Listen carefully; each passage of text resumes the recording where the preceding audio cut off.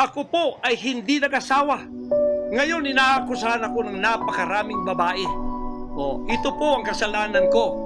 Pinayaman ako ng Panginoon Diyos, akala nila sa akin.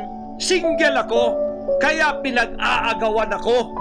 Pagkatapos na ako ay maghihindi, mapapahiya, ibabaliktad nila sa akin. Yan ang tinatawag kong Potiphar's wife syndrome. Hindi mangyayari yan kasi dedicated ako eh.